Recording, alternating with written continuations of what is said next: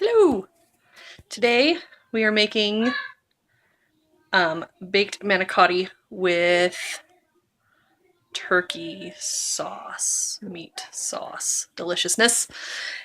And I got the majority of the recipe from the Cook's Country Cookbook, so it's like guaranteed to be delicious. I just made my own changes to it, so yeah. Here we go. First we're gonna chop up this onion. Ta-da! Now, take these, we put them in this classy food processor from like 1902. No, it's not that old. It might be. Anyways, it was a hand-me-down from a delightful friend. And so I use it because it was free and I don't like buying things. So an entire onion goes into my ancient yet delightful food processor. There. So the recipe called for thinly sliced pepperoni, but I didn't remember it. But I had thinly sliced dry salami. So we're going to put, it says 6 ounces, so we'll put a bunch of that in there. Now it's all in there. You like look at it, make sure it looks good, and you pick up your coffee mug with your initial on it. It's full of wine. You drink some of it. You're like, okay, cool. Now you go and you pulse this until it's pretty fine. If it's on. Oh, you gotta turn it on. There's buttons. I gotta push one. Oh, I know what I forgot to do. The stopper doodly. Let's go find it. Oh, there it is. Still in the box. Yeah, I still have the instructions. So, here, keeping it real, that's my kitchen table. It's a mess. But yeah. So that guy in there. And you just do this until it's pretty finely chopped. And then you drink more wine. It's good for you. Now we continue. So that looks pretty good.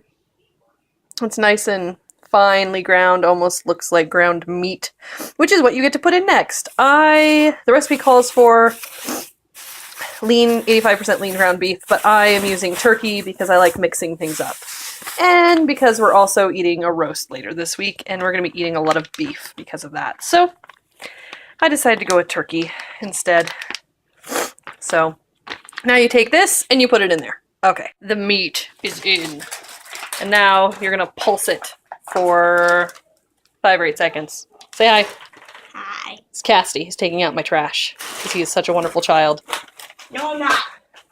So, yes, pulse. We do that now. Now it looks all happy and mixed up, and it's all together. That's my dog. He knocks on the door like a jerk. So anyway, so it's all mixed up.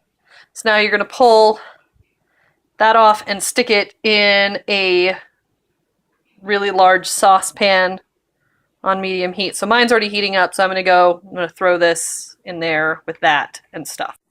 Getting this guy, this meat-covered blade of death out of this guy was freaking terrible. Terrible. It's a horrible meat-covered blade of horrible. Yeah, it sucked. I don't recommend it. Alright, so now it's in. It says saucepan in the directions, but I don't own a saucepan. I own a whole crap load of cast iron. So it's in a cast iron pan. And now you cook the crap out of it at medium in heat until it's cooked through, which should take like, I don't know, 5, maybe 10 minutes. Just watch it and use your handy dandy wooden spoon item to break it up and stir it about. Yeah, I threw a tiny bit of olive oil in here because I don't like my pans getting meat juice stuck, meat bits stuck to them. So yeah. And then you should probably also at this point turn on your oven to 375 to preheat. So for baking the manicotti. All right, so now we gotta chop some junk up for the next step. So we'll carry on to that. Should probably boil some water for the noodles that you have to soften. Yeah, so you're going to boil some water in this guy. Cooking wine. Now we're going to chop up these guys to the minced kind of, I don't know, texture, whatever. To the sounds of Let It Go in the background. Your meat's looking pretty done at this point, I think. It's hard to tell because there's salami bits in it, and the salami is going to stay pink.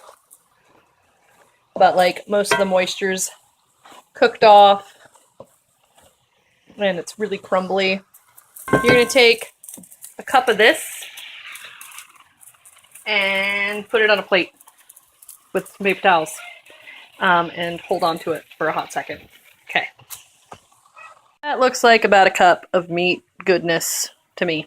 And if it's more, oh well. If it's too little, oh well. Looks about right though. Okay. Alright, in this here bowl, we have that garlic and some red pepper flakes and some, like a tablespoon of tomato paste. And now we're gonna dump this in that guy and let it like hang out and get aromatic for about a minute before we throw our crushed tomatoes on top to make our sauciness. So here goes that. Okay, everything in this pan's gonna work on getting aromatic together, even though it's kind of starting to burn because I turned it up so high. So you just kind of push stuff around and get it all in there. Looks like it's to a good point here.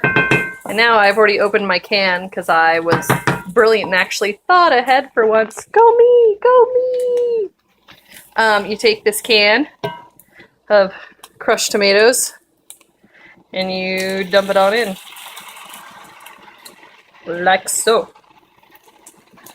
And you throw the can away. And mix it all up nice and happy.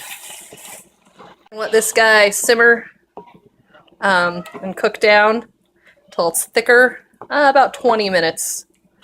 And then you're going to add some salt and some pepper to your tasting. Simmering. We're going to take this boiling water off the heat and bring it over to our pan, which hopefully will not shatter when we pour really hot water into it. So we're going to step back. You pour about an inch of water in, is what it calls for. You put your noodles in, and you let them soak. Soka noodles. Now you put about 3 cups of ricotta cheese, and it's supposed to be 2 cups mozzarella and a cup of provolone shredded and put in, but I'm being attacked by this guy. But I use this. Are you streaming? No, I'm taking a video. But I use this instead. I thought you were streaming. Because I didn't want to shred stuff because it takes too much time. So, yeah, so you put it all in this bowl. Is this with like cooked? Yes, it's cooked. With some basil. It calls for fresh basil, but I forgot fresh basil. So we're going to use dry basil. And yeah, and some basil and some salt and some pepper, and then an egg. You're going to crack an egg in this guy. I'll show you in a second. All right, so here's all the goodies in the thing, the bowl. So you need to add the meat too, and now you're going to mix it all up fabulously. All right, it's all stirred up and fancy. And so now we're going to get the noodles out of their pan. Yeah. This recipe is a lot harder than I planned on. So it's like almost 6 o'clock and it's not even in the oven yet. Makes me want to drink more wine. So that's what I'm doing while my kids play. Luckily they've all eaten just snacks, so they won't actually even be hungry when dinner is ready. because parenting, it's hard. Okay, our next step is to take all of these lovely soft noodles out of the pan that they were softening in, which is right here, and fill the bottom of the pan, dry it out, and fill the bottom of the pan with half of the delicious sauce, meat sauce. And then you're gonna take a noodle, and it calls for about a 1/4 cup, so some filling. Yeah, my fingers are clean. Okay. You stick about a 1/4 cup, it looks like a 1/4 cup, right? A filling in it. And you roll it up. Like so. It's all wee and happy. And then you put it in the dish, seam side down. And you do that 16 more times, or 15 more times. So I rolled them all up and put them all in their pan. Nice and fancy. And, yeah. So I had a bunch of filling left over. So instead of wasting it, I smeared it across the top because cheese is delicious. And now you're going to take what's left of the delicious sauce and you're going to put it on top of there. And you're going to sprinkle the last cup of cheese you have on top of this delightfulness. Now look how beautiful it looks, all cheesy and ready to be eaten. What's up your nose? What does it look like? Alex has a bloody nose. He has a baby too. Say hi, baby. Hi. You're very cute. Oh, it's Miles. Okay, so we're going to put this in the oven for 40 minutes, and it will be delicious. So I messed it up, like I do. Needed to be covered with tin foil. So I covered it before I put it in because, you know, I read the instructions before just throwing it in the oven. And I wasn't supposed to put cheese on it yet because now the cheese is going to stick to the tin foil. So I tried to, like, tent it. Emmy wants to say hi. Say hi. So anyways, I tried to tent the foil to see if I could keep it from sticking to, yeah, the foil. The cheese from sticking to the foil. Okay, Emmy, go. I will be there in a minute. So, yeah, we'll see how it turns out because it's really going to be super cheesy. And that was all the cheese I had, so I hope it doesn't all stick to the tinfoil. Because that'll be gross and sad. And it'll be less cheesy than intended. So, yeah, so now it's in the oven for 40 minutes. And we'll come back and check on it. All right. All right, so it's been 40 minutes. And I've got my Manicotti out. And I managed to not stick the cheese totally to the top of this, which I'm pretty proud of.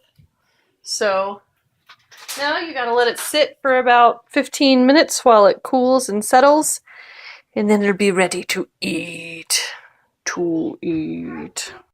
And dinner is served. It looks pretty darn good. Pretty excited. I will tell you if it's delicious or not after I eat some. So now we're gonna try it and see if it's any good. I have high hopes. The children are yelling in the background. It's really good. It's really good. You should go eat some dinner. It's really good. Can you see yourself? Yes. Go eat your dinner. Alright, it's delicious. You should make it. The recipe will be on the blog, so if you want to go there and get it, more specific instructions. Yeah, you should, because this is delicious. And you should be at my house right now, because it's really good and yelly. Alright, thanks for watching. Bye!